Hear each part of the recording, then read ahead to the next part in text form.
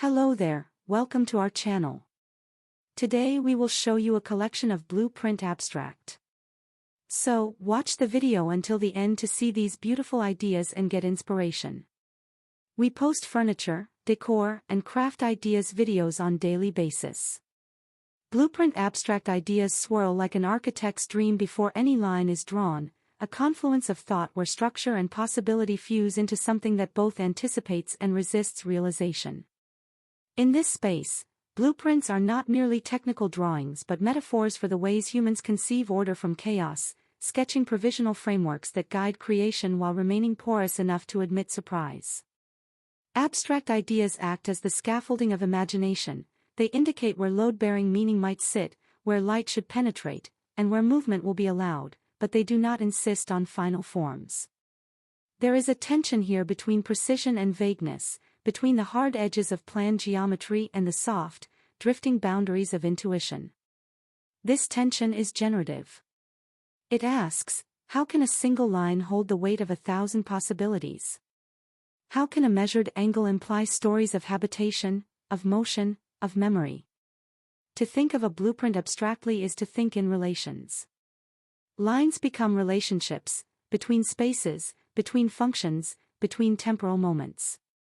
A corridor implies connection, a void suggests potential, a cluster of marks hints at community. The abstraction strips away the pragmatic specifics, the exact measurements, the materials, the local codes, leaving a skeletal grammar of interaction. From this grammar sprout many dialects.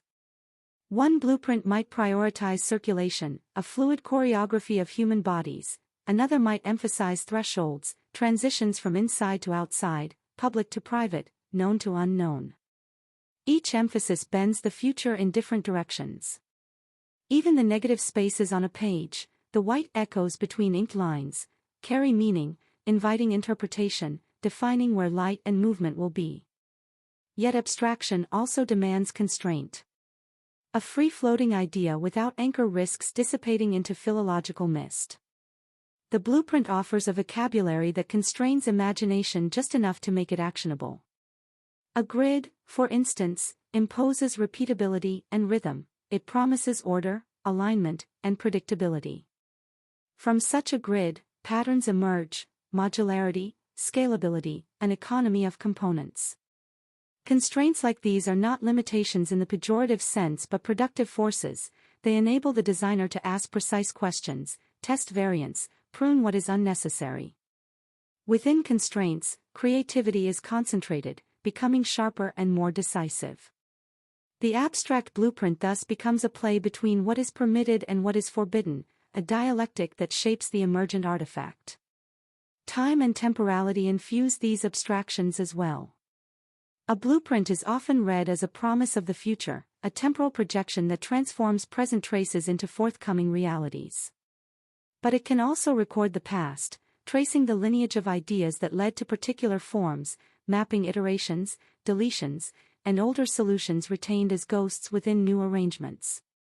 In this way, blueprints function like palimpsests. Layers of conceptual work overlay one another, and the reader must decipher the palimpsest's stratified logics. The abstracted idea of a blueprint thus contains within it a timeline: initial impulses, mid-course corrections, aborted experiments, final proposals. Thinking abstractly about these layers encourages an appreciation for process as much as product, for the messy chronology of invention as integral to the beauty and utility of the outcome. Blueprint abstraction also calls attention to scale. The same planning principles can operate at the level of a single room or an entire city, at the intimacy of a handheld object or the expanse of a landscape. Abstraction facilitates scale shifting. The ideas that configure a chair, balance, proportion, comfort, are related to those that order a civic square, balance, proportion, comfort for a crowd. This recursive relationship between scales invites fractal thinking, where patterns recur at different magnitudes and the composition at each level echoes a broader syntactic logic. With abstraction, one can test an idea in miniature and, having validated its coherence, extrapolate confidently. Conversely, considering the macro can yield constraints that inform microdesign decisions. Thus, the blueprint in abstract registers as a bridge between scales, a conceptual lever by which designers manipulate both detail and aggregate form. There is also an ethical dimension to these abstract blueprints. The frameworks we imagine shape behavior and opportunity, they are not neutral. The placement of thresholds, the sizing of public versus private spaces, the allocation of light and access, these are value-laden choices with consequences for who moves freely, who is visible, who is isolated. Abstract thinking about blueprints must therefore be suffused with responsibility. To draft a conceptual plan is to influence social relations.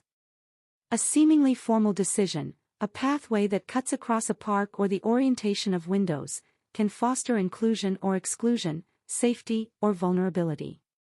To hold this in mind during the abstract phase is to expand the role of design beyond functional aesthetics. It becomes a form of civic stewardship.